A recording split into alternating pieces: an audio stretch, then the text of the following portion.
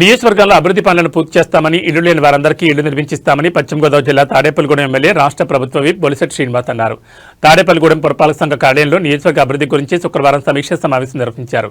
అనంతరం ప్రజా ఫిర్యాదుల పరిష్కార వేదిక కార్యక్రమంలో పాల్గొని ప్రజల నుంచి వినతి పత్రాలు స్వీకరించారు.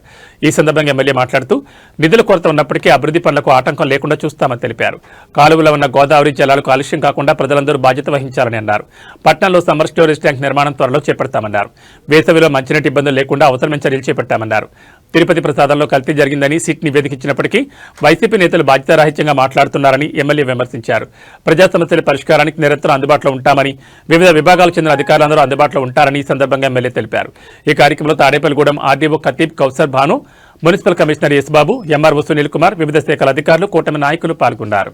పాత్రికేయ మిత్రులకు అదేవిధంగా ఈ సమావేశాన్ని విచ్చేసినటువంటి మా ఆర్డీఓ స్పెషల్ ఆఫీసర్ పురపాలక సంఘం, అదేవిధంగా మున్సిపల్ కమిషనర్ ఎంఆర్ఓ గారికి, మల్లికార్జునరావు గారికి, వివిధ అధికారులకు, వివిధ డిపార్ట్మెంట్ అధికారులందరికీ హృదయపూర్వక నమస్కారం. ఈరోజు మనం వచ్చిన తర్వాత దాదాపు పురపాలక సంఘంలో 22 కోట్లతో పనులు ప్రారంభించాం. దాంట్లో 16 కోట్లు ఫుల్ఫిల్ చేసాం.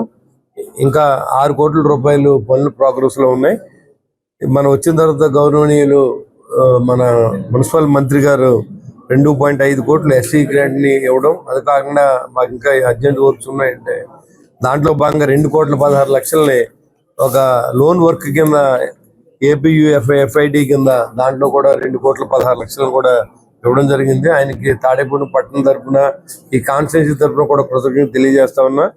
ఎందుకంటే తాడేపల్లి పట్టణానికి ఇదివరకు ఇప్పుడు సంబంధం లేని విధంగా ప్రయత్నం చేసే దాంట్లో భాగస్వామ్యమైనటువంటి మున్సిపల్ కమిషనర్, ఆర్డీఓ, వివిధ అధికారులందరికీ కూడా కృతజ్ఞతలు తెలియజేస్తా ఉన్నా.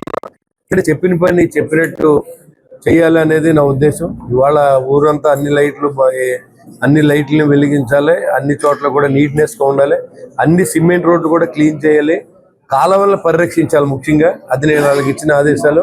ట్రీట్మెంట్ ప్లాంట్లు కట్టబోతున్న 80 కోట్ల రూపాయలతో దానికి ఆల్రెడీ టెండర్లు జరిగినాయి. అది ఆ పని మొదలు పెడితే కాలువ పూర్తిగా తాడేపూడిలో ఉన్న కాలుష్యం అంతా కూడా కాలువలో కలుస్తూ ఉంది. ఇది చాలా తప్పు. కాబట్టి కాలువ గట్టిన ఎవరో బిల్డింగ్లు కానీ గుళ్ళు కానీ కొత్తగా కట్టొద్దు, కట్టినా కానీ కూల్చేయమని చెప్పి ఆర్డర్స్ వచ్చినాయి. కాబట్టి ఎక్కడ కూడా మీరు ఏదన్నా ఎంకరేజ్మెంట్స్కి వెళ్ళకోకుండా ప్రభుత్వం ఇచ్చే ప్రతి వ్యక్తికి వాళ్ళ స్థలం ఇస్తున్నాం, ప్రతి వ్యక్తి ఇల్లు కట్టడానికి లోన్ ఇస్తున్నాం. కాబట్టి మీరు దాన్ని వాడుకోవాలి తప్ప ఇక్కడ ఖాళీగా ఉంది ఇక్కడ మనం వేద్దాం అనేది ప్రభుత్వం మన వ్యతిరేకం, ప్రజలకే వ్యతిరేకం అది. కాబట్టి ఈ విధంగా మనం ఈ పురపాలక సంఘాన్ని అభివృద్ధి చేయడంలో అందరూ సహకరిస్తూ ఉన్నారు.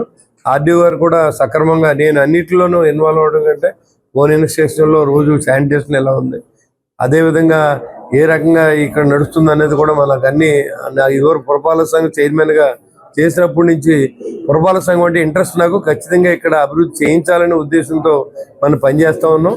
దానికి సహకరిస్తూ ఉన్నారు అందరూ కూడా. ఇవాళ ఆర్డీఓ గారు కూడా ఒక్క నిమిషం కూడా ఫైల్ వెళ్తే ఆవిడ దగ్గర పెట్టుకోలేదు. అదేవిధంగా ఈ ఊర్లో 4 కోట్ల రూపాయలతో టౌన్ హాల్ని శాంక్షన్ చేయించాం.